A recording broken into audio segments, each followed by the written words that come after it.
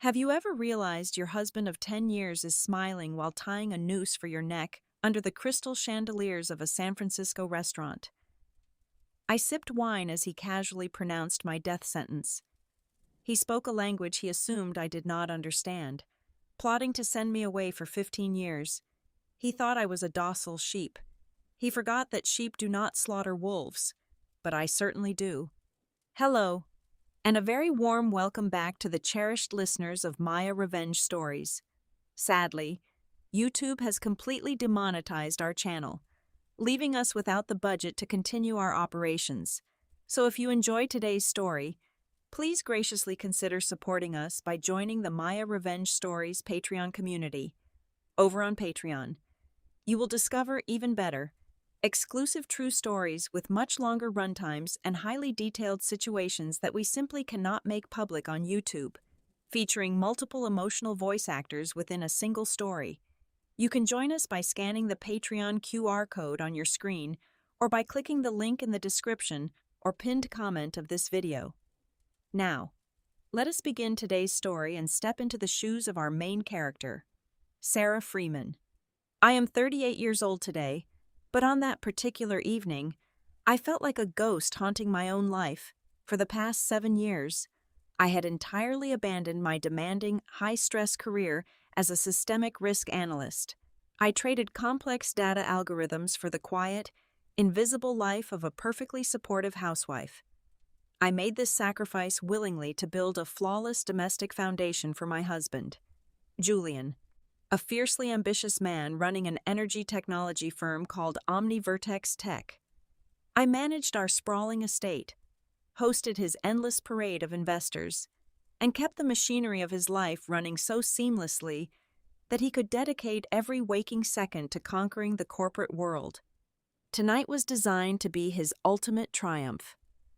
We were dining at Aurelia, an impossibly exclusive rooftop restaurant in San Francisco, bathed in the soft, warm glow of cascading crystal chandeliers. The panoramic windows offered a breathtaking, glittering view of the city skyline, a stark contrast to the dark, suffocating reality sitting right at our table. The financial stakes were astronomical. Julian desperately needed to convince Dmitry Volkov, a notoriously ruthless Russian oligarch, to inject $40 million into his struggling smart grid project.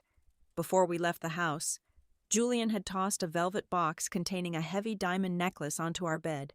He told me to wear the ridiculously expensive emerald green gown I had bought in Paris, explicitly ordering me to just sit still, smile, and be a perfect vase for the duration of the evening. The dinner began exactly as I had anticipated.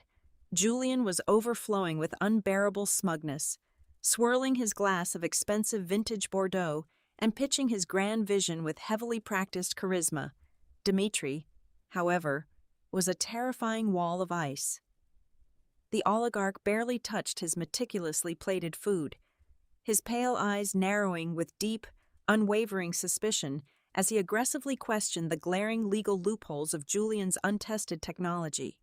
The tension at the table was suffocating, barely masked beneath the gentle clinking of heavy silver forks and the polite laughter of oblivious wealthy patrons surrounding us. When Dmitry pressed even harder about strict regulatory compliance, Julian seamlessly switched to Russian. He had picked up the language during his corporate training years in Europe and used it as a weapon whenever he wanted to exclude the rest of the room. He was absolutely certain I only spoke English and possessed just enough high school French to perhaps order a croissant on vacation. Julian leaned across the pristine white tablecloth, flashing a conspiratorial, arrogant smirk that I had once found so charming. Speaking in rapid, hushed Russian, he said to Dmitry, "Do not worry about the environmental laws or the compliance audits.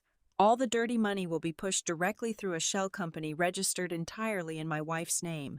When the Securities and Exchange Commission eventually cracks down, she will be the one doing 15 years in federal prison, and we will already be safely landed in Dubai." The world around me came to a violent, crashing halt. The sophisticated clatter of the restaurant instantly faded into a dull, agonizing ringing in my ears. It was a fatal, arrogant miscalculation on his part. Julian did not know everything about my 20s before we met. He had absolutely no idea that I had spent 5 years working in St. Petersburg, analyzing corrupt corporate structures for a global financial intelligence firm. My Russian was not just conversational, it was surgically sharp, deeply honed to catch every single syllable of the obscure financial slang he had just used to dig my grave. A lesser woman might have screamed.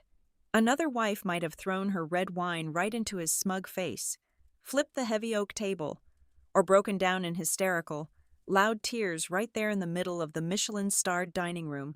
But I was a risk analyst. My brain was instinctively hardwired to assess catastrophic failure and neutralize it. My heart was pounding so violently against my ribs that I truly thought my chest would crack open. But my hands, resting gracefully on my lap, did not tremble even a fraction of an inch. I waited for a brief pause in their intense conversation, elegantly picked up my silver spoon, and calmly praised the beluga caviar in perfect, unbothered English. Looking at the smiling monster I had shared a bed with for a decade, I silently acknowledged that our marriage was dead. A bloody, merciless hunt had just officially begun, and I was going to enjoy destroying him. The smooth hum of the European engine masked the violent storm raging inside my mind. Julian drove with one hand draped lazily over the leather steering wheel, utterly drunk on his own perceived brilliance. "Did you see his face, Sarah?" He chuckled, the streetlights casting fleeting, sinister shadows across his sharp jawline. "Volkov is tough, but I have him exactly where I need him. $40 million is practically sitting in our bank account." I leaned my head against the cool glass of the passenger window, forcing my muscles to relax into the posture of a weary, adoring wife. "You were incredible tonight, darling," I murmured, my voice perfectly pitched with feigned admiration. "I am so proud of you." While he continued to monologue about his inevitable corporate ascension, my hands were busy inside my designer clutch. By pure muscle memory, I navigated the settings menu on my spare smartphone, writing a custom automated script within 60 seconds. I had bypassed the security firewalls of his heavily encrypted luxury SUV, syncing my hidden device to automatically record and upload every single incoming and outgoing audio call made from this vehicle directly to my secure cloud server. I slipped the phone deep into the crevice beneath my seat. The first trap was set. The next morning, I played my part flawlessly. I brewed his artisanal coffee, kissed his cheek at exactly 7:30, and waved from the front porch as he backed out of the driveway. The very second his taillights vanished around the corner of our affluent suburban street, the docile housewife persona evaporated. I locked the heavy mahogany door, marched directly to my private study, and booted up my encrypted laptop. I pulled up a secure communication channel and dialed a number I had not called in nearly 8 years. Marcus picked up on the second ring. Marcus was a former classmate of mine, now operating as an elite, independent investigator specializing in white-collar financial crimes, almost a decade ago, before I became Julian's shadow. I had quietly untangled a massive legal snare that threatened to destroy Marcus's entire career. Pulling him back from the edge of a federal indictment, he owed me his professional life, and we both knew it. "Sarah," his deep, gravelly voice echoed through the speakers. "I always knew you would call one day. What do we have? I did not waste time with pleasantries. I need you to tear my husband's entire financial existence down to the studs. I want every tax filing, every offshore routing number, every hidden ledger. He thinks he is setting me up to take a massive fall." For the next 6 hours, my quiet suburban home transformed into a high-stakes forensic war room. Marcus and I bypassed heavily guarded digital gates, tearing through Julian's supposedly impenetrable personal and corporate accounts.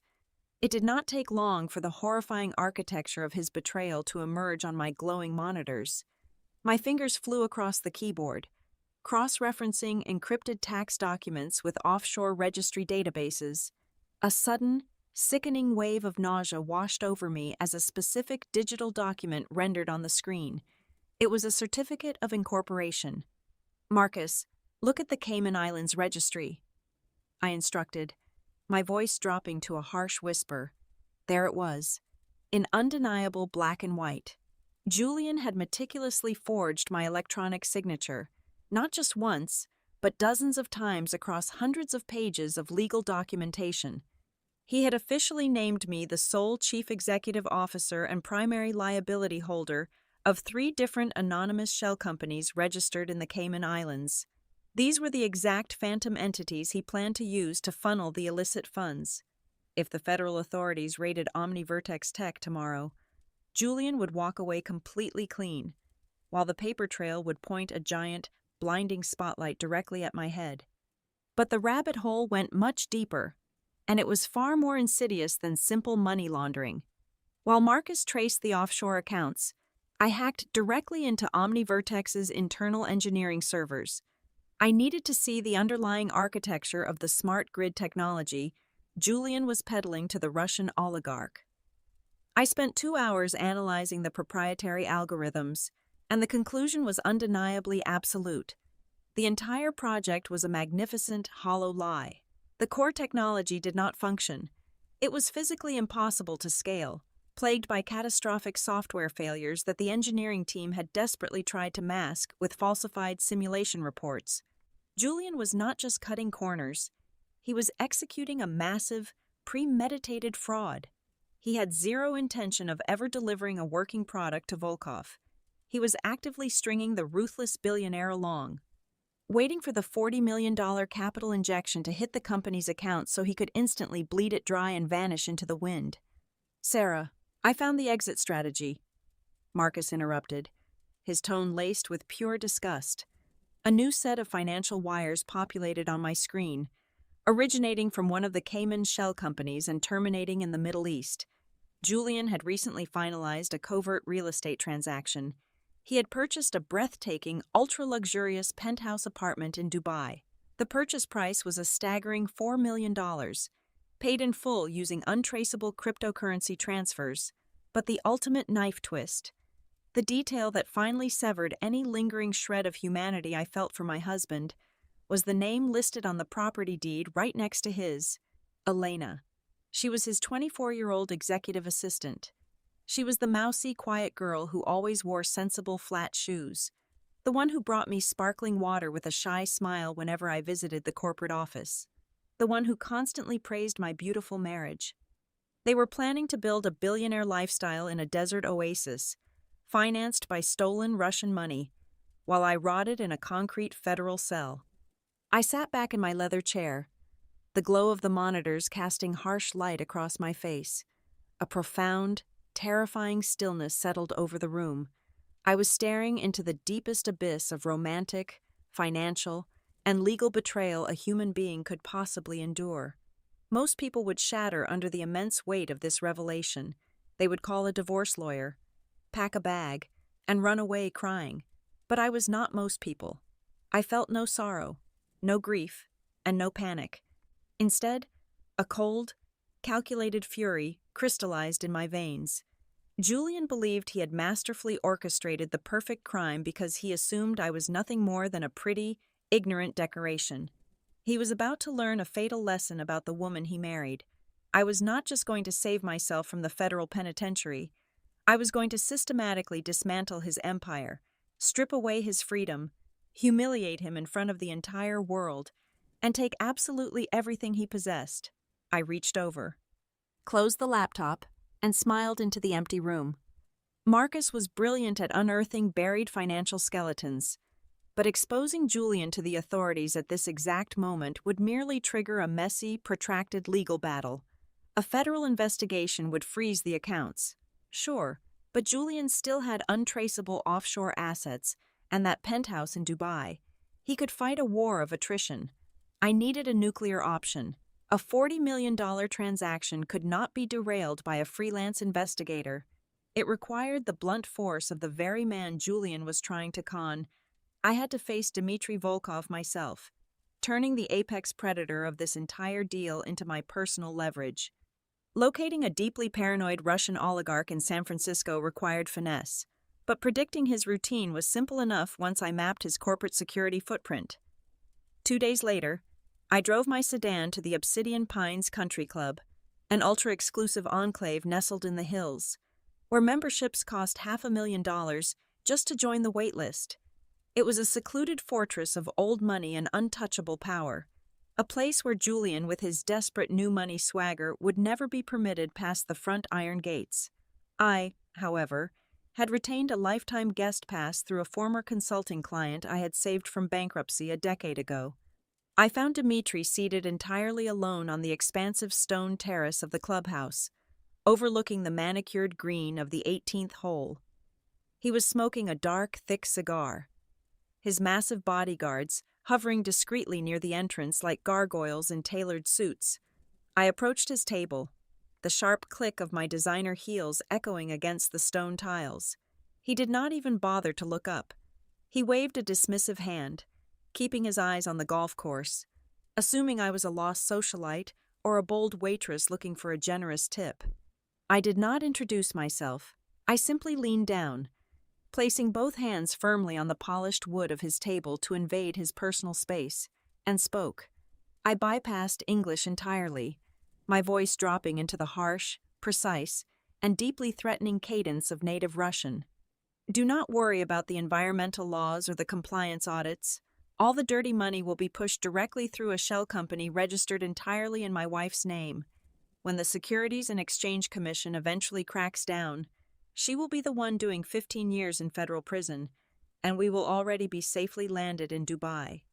Dimitri froze completely. The smoke drifted lazily from his slightly parted lips as his cold, predatory eyes finally snapped up and locked onto mine. The sheer audacity of Julian's supposed trophy wife repeating his private, treasonous conversation verbatim stripped away every ounce of his aristocratic indifference. Before he could signal his security detail to forcibly remove me, I slid a slim black leather folder across the table, right next to his crystal glass of scotch. You are about to wire $40 million into an endless black hole. Mr. Volkov, I said smoothly, switching back to flawless, unaccented English. My husband thinks you are a naive fool who will easily part with his money for a good story. I am here to prove otherwise. He picked up the folder slowly, his eyes never leaving my face. Inside were the heavily encrypted internal engineering reports I had extracted with Marcus, laid out alongside the offshore financial routing matrices. I watched the muscles in Dimitri's jaw tighten as he scanned the printed documents. It did not take a financial genius to recognize a catastrophic fraud, but it took an elite insider to provide the raw, unedited proof. I was handing him the undeniable reality that Julian's revolutionary smart grid technology was nothing more than a malfunctioning prototype held together by digital duct tape, falsified data, and desperate lies. I was saving this ruthless billionaire from a colossal, humiliating financial loss that would have made him a laughingstock in his circle. The lethal anger that briefly flashed in his pale eyes was not directed at me, but at the arrogant man who had dared to try and steal his wealth. When he looked back up at me, the initial shock had dissolved into a dangerous, calculated respect. "Why bring this directly to me?" Dimitri asked, his voice a low, gravelly rumble that demanded absolute truth. "You have the evidence. You could have gone straight to the federal authorities. You could have run away with this leverage." "Running is for prey," I replied, pulling out the chair across from him and taking a seat without being invited. "And sending him to prison right now leaves him with millions in hidden assets in the Middle East. I do not just want him locked up. I want him entirely broken. I want him stripped of every single thing he values in this world." Dimitri leaned back, taking a slow drag from his cigar, studying me as if seeing me for the very first time. A vengeful, highly educated wife. How incredibly poetic. But what exactly do you want from me, Sarah? "I want you to play your part," I stated, keeping my posture perfectly straight, projecting absolute authority. "You attend the final signing ceremony. You let Julian believe he has won the grand prize. You bring the official contracts, your legal team, the entire theatrical production, and right before the ink dries on the paper, we detonate his life together." And my compensation for participating in this little domestic theater, he challenged, raising a thick gray eyebrow. I am a businessman, not a charity for scorned women. The only asset OmniVertex possesses that actually holds real market value, I answered. I opened my clutch and pulled out a single piece of heavy, watermarked cardstock. Before I married Julian, I developed a proprietary predictive algorithm for energy load balancing. It is flawless. It is the only piece of code keeping his current servers from crashing outright. I patented it under my maiden name 7 years ago. He leases it from me for $1 a year. A legal detail he conveniently ignores because he thinks I am just his wife. If you help me execute this trap, I will transfer the exclusive global licensing rights directly to your holding company. You get the crown jewel of the industry for free, and Julian gets the federal agents. The silence on the terrace stretched out, heavy and thick with the weight of shifting power. Dmitry Volkov, a man who had built a massive global empire by crushing his enemies without a shred of mercy, let out a low, dark chuckle. He reached into the inner pocket of his tailored jacket, produced a heavy gold fountain pen, and scribbled his initials on the bottom corner of my cardstock, sealing our unholy alliance. I like you, Sarah Freeman, Dmitry murmured, a cruel, highly satisfied smile spreading across his weathered face. You are far more terrifying than your husband could ever hope to be. I stood up, leaving the dossier on his table. The most powerful oligarch in the room was no longer Julian's silent partner. He was now the ultimate, devastating weapon sitting quietly in my arsenal, and I was going to aim him right at my husband's heart. For the duration of the next 2 weeks, the atmosphere inside our sprawling suburban home was thick with a suffocating, manufactured peace. It was the absolute calm before a catastrophic storm, a period where every single breath I took was carefully measured and every smile was ruthlessly calculated. I retreated deeper into my role, becoming the most docile, attentive, and blindly adoring wife Julian had ever possessed. I stood in the laundry room, meticulously ironing his Egyptian cotton dress shirts until the collars were perfectly crisp, feeling the hot steam rise against my face as I visualized his impending destruction. I cooked lavish multi-course dinners every single evening, while we sat across from each other eating herb-crusted rack of lamb and drinking vintage Pinot Noir. I listened with wide, innocent eyes as he relentlessly boasted about his future. He spent hours detailing his plans to purchase a massive 90-foot luxury yacht, sketching out the deck layouts on his napkin, completely oblivious to the fact that I was mentally measuring the exact dimensions of a federal prison cell. His blinding arrogance reached its absolute peak on a rainy Tuesday evening. Julian strode through the front door, his expensive leather briefcase bulging with thick, heavy manila folders. He dropped them onto the kitchen island with a theatrical sigh, loosening his silk tie. "Darling, I need a tiny favor," he murmured smoothly, wrapping his arms around my waist from behind.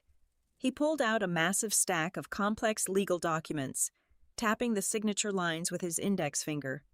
"The bank needs a few more regulatory hoops jumped through before they authorize the release of the $40 million. It is just standard corporate bureaucracy, mostly liability waivers and final structural approvals for the holding companies. However, they are being incredibly tedious this time.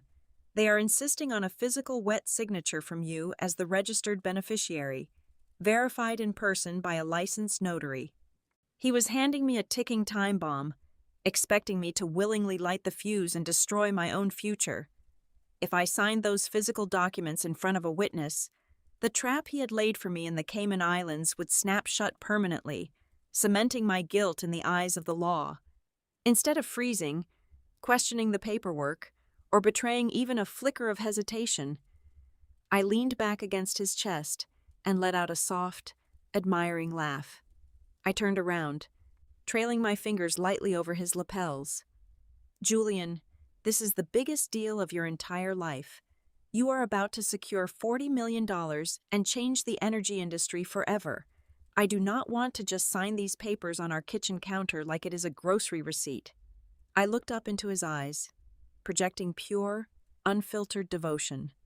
I want to be there. I want to dress up, stand beside you in the executive glass boardroom at OmniVertex, and proudly witness the most glorious moment of my brilliant husband's career. Let us make it an official signing ceremony."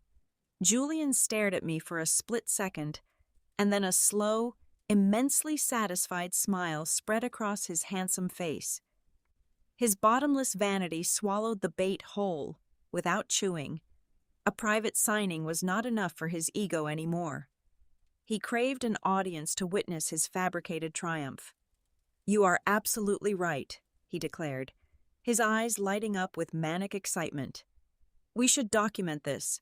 I will have Elena arrange everything." Within 24 hours, his vanity had escalated the event into a massive corporate spectacle. He sent out urgent calendar invites to the entire OmniVertex board of directors, the senior legal team, and even the internal press and public relations department to photograph the historic moment his company secured its legacy. While Julian was busy ordering catered champagne and selecting his finest bespoke suit for the cameras, I was operating in the shadows. I sent a highly encrypted message to Marcus, officially giving him the green light to initiate the final sequence. Marcus quietly submitted our meticulously compiled dossier directly to the highest-level contacts he maintained within the Federal Bureau of Investigation and the Securities and Exchange Commission. The package contained irrefutable forensic proof of the forged electronic signatures, the falsified engineering diagnostics, and the illegal offshore routing matrices. We did not just hand them a tip. We handed them a fully wrapped, airtight felony case. Through Marcus, I coordinated the exact timeline of the impending raid, aligning the execution of the federal arrest warrants to the precise minute the board meeting was scheduled to reach its climax. The night before the ceremony, the house was entirely silent, save for the rhythmic, heavy breathing of my husband sleeping deeply in our king-sized bed. I stood in the doorway of the master bedroom, entirely engulfed in the shadows, staring at his relaxed, peaceful face. There was no sadness left in my chest, no lingering nostalgia for the decade we had shared, only a frigid, absolute emptiness. I turned on my heel and walked silently to my dressing room. Moving with mechanical efficiency, I began to systematically erase my existence from his life. I emptied my jewelry boxes, leaving behind only the cheap, meaningless trinkets. I took my passport, my birth certificate, and every single sentimental keepsake I actually cared about. I packed them methodically into a sleek, black leather suitcase, carried it quietly through the dark garage, and locked it securely in the trunk of my car. I was walking into that glass boardroom tomorrow as his wife, but I was going to walk out as a ghost. The morning of the signing ceremony arrived with blinding, artificial brightness. The 50th floor of the OmniVertex Tech headquarters was a sprawling monument to corporate excess, encased entirely in floor-to-ceiling glass that offered a dominating view of the entire city. The executive boardroom was buzzing with a suffocating, manufactured energy. Internal public relations photographers circled the perimeter, the relentless sharp flashes of their cameras bouncing off the polished mahogany walls and the massive solid oak conference table. Julian stood at the head of the room, completely in his element. He was wearing a brand-new, astronomically expensive bespoke navy suit that fit him like armor, projecting the image of a visionary tech titan about to conquer the globe. Standing just a fraction of an inch too close to him was Elena, his 24-year-old assistant. She was holding a leather-bound clipboard, her cheeks flushed with excitement, beaming with a radiant, triumphant smile.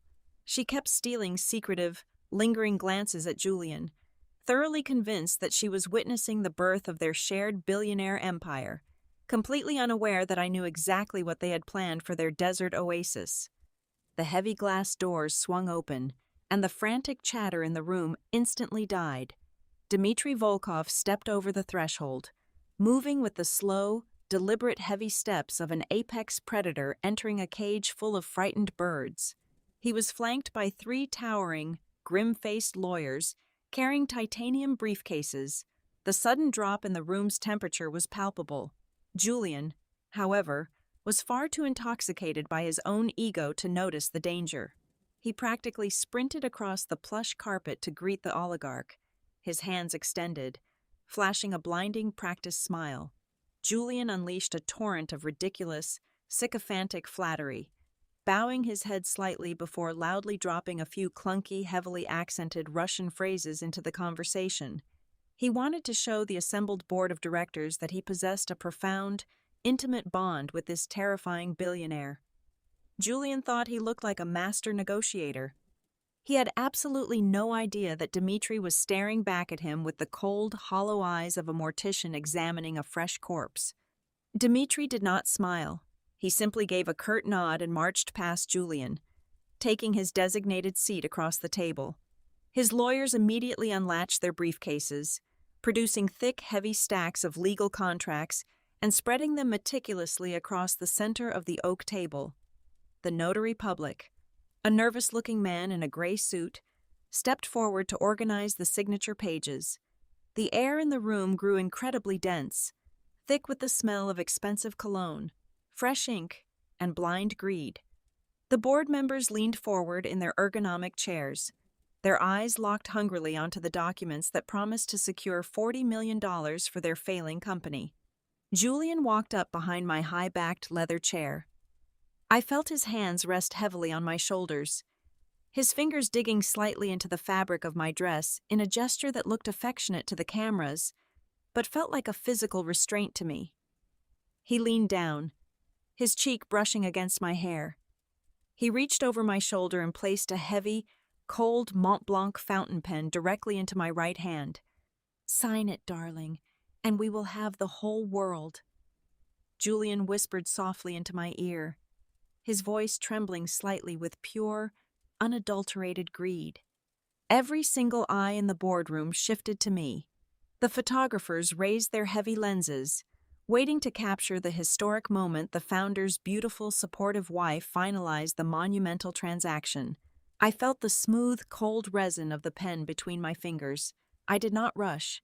I let the absolute silence in the room stretch out for 5 agonizing seconds, forcing everyone to hold their breath. The tension pulled tighter and tighter until it felt like the glass walls were going to shatter inward. Then I moved. Instead of lowering the nib to the crisp white paper, I deliberately opened my fingers. I placed the expensive pen down onto the hard oak table. The small, sharp click of the metal hitting the wood echoed through the dead, silent room like a thunderclap. Moving with slow, deliberate grace, I crossed my legs, swiveled my heavy leather chair around, and looked directly into the pale, predatory eyes of Dmitri Volkov. I offered the Russian oligarch a serene, terrifyingly beautiful smile, speaking in a flawless, perfectly enunciated American English tone that carried to every single corner of the massive room. I shattered the illusion forever. I think before I sign my 15-year prison sentence, the board of directors should see this. The atmosphere inside the room instantly froze into solid ice. A collective, confused gasp rippled through the seated executives. Elena blinked rapidly, her radiant smile violently collapsing into a mask of pure confusion as she instinctively took a step backward. Behind me, Julian let out a short, nervous breath, his brow furrowing deeply. He opened his mouth, likely to brush off my statement as a bizarre, poorly timed joke, but his brain had not yet processed the reality of the situation. Before he could utter a single syllable, I reached calmly into my designer handbag, pulled out a sleek silver USB drive, leaned across the table, and shoved it forcefully into the master terminal of the overhead projector system. The projector hummed to life. The massive, high-definition screen behind Julian instantly illuminated the darkened room, flooding the space with stark, unforgiving light. The first slide was not a corporate presentation. It was a colossal, blown-up image of the forged Cayman Islands Incorporation documents, with Julian's digital footprint glowing in bright crimson ink right next to my falsified signature. The board members leaned forward, their eyes widening in collective horror. Before anyone could process the offshore accounts, the screen aggressively transitioned. A highly detailed forensic flowchart appeared, outlining the exact path the $40 million was supposed to take, washing through the phantom entities and landing directly into the Dubai real estate market. Then came the absolute final blow. The room's state-of-the-art surround sound system cracked open. The unmistakable, arrogant voice of my husband echoed off the glass walls, perfectly clear, stripped of any ambient restaurant noise thanks to the recording device I had planted. Do not worry about the environmental laws or the compliance audits. All the dirty money will be pushed directly through a shell company registered entirely in my wife's name. When the Securities and Exchange Commission eventually cracks down, she will be the one doing 15 years in federal prison, and we will already be safely landed in Dubai. Just to ensure there was absolutely no ambiguity, massive white subtitles translated his Russian words into English across the bottom of the screen. All the blood violently drained from Julian's face, leaving him looking like a sculpted wax figure melting under intense heat. His perfectly tailored suit suddenly seemed 3 sizes too big. He stumbled backward, his hands frantically gripping the edge of the heavy oak table to keep his knees from buckling. He stammered, his mouth opening and closing like a suffocating fish, unable to form a single coherent English word. In a final, desperate act of survival, he turned his terrified eyes toward the oligarch, hoping the ruthless billionaire would somehow intervene and save their illicit deal. Dmitry Volkov did not disappoint, though not in the way Julian prayed for. The massive Russian slowly stood up from his leather chair, buttoning his jacket with terrifying calmness. He looked down at Julian with an expression of pure, unadulterated disgust. "You made 2 catastrophic mistakes, Julian," Dmitry stated, his voice a lethal, booming baritone in perfect English. "First, your entire technology is garbage. Second, you should never insult a woman who speaks Russian significantly better than your own mother." Total bedlam erupted. The OmniVertex board of directors exploded out of their chairs, screaming obscenities, pointing fingers, and frantically pulling out their cell phones to call their personal defense attorneys. The meticulously crafted facade of a revolutionary tech empire completely disintegrated in exactly 2 minutes. Amidst the deafening chaos, I watched Elena, the smug, radiant mistress, was now trembling uncontrollably. She dropped her leather clipboard, the papers scattering across the carpet, and tried to quietly edge her way backward toward the heavy glass exit. She did not make it far. One of Dmitry's towering lawyers effortlessly stepped into her path, crossing his arms and blocking the door with a cold, unforgiving stare. She was trapped in the burning building right alongside her lover.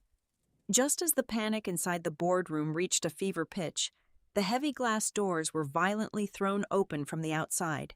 A team of 12 federal agents in dark windbreakers, prominently bearing the bold yellow letters of the Federal Bureau of Investigation and the Securities and Exchange Commission, flooded the room.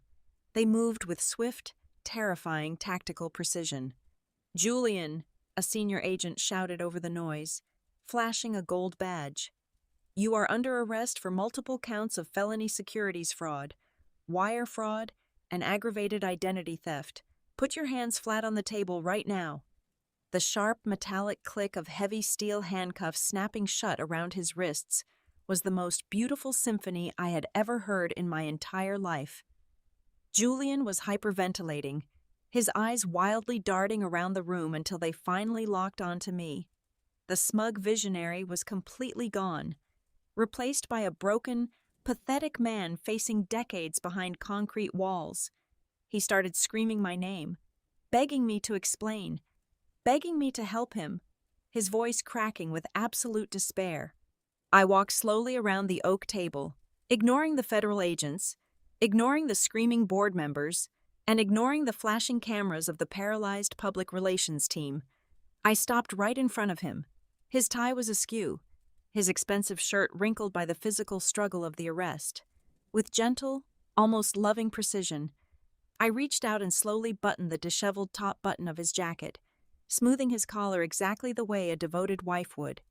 I leaned in close, my lips barely an inch from his ear, and whispered so only he could hear. "I canceled the first-class ticket to Dubai.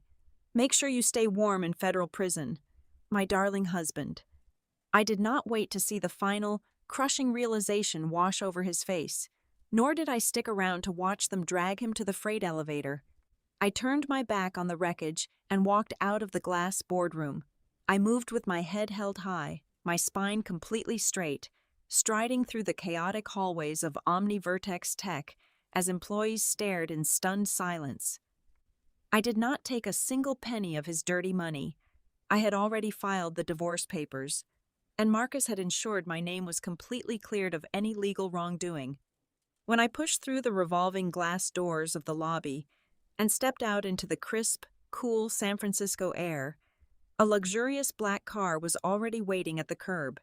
The rear door was held open by one of Dimitri's silent guards. I climbed into the soft leather interior, ready to sign the legitimate, highly lucrative contract for my true algorithm, ready to build a massive global empire of my very own. Julian thought I was just a quiet, obedient shadow, a convenient pawn to be sacrificed on the altar of his greed. He learned the hard way that no one could ever put a price on my silence again. Thank you so incredibly much for tuning in and listening to this story today. I would love to know where you are listening from, so please drop your city or country in the comments below. If you found today's story thrilling and want to help us keep producing this content, please consider supporting us by joining the Maya Revenge Stories Patreon channel. You will get access to the absolute best, most exclusive true stories that are far too intense and detailed to be made public on YouTube. You can simply scan the Patreon QR code right here on your screen, or use the link provided in the description box and the pinned comment below. Thank you again. Stay safe, and remember to always watch your back.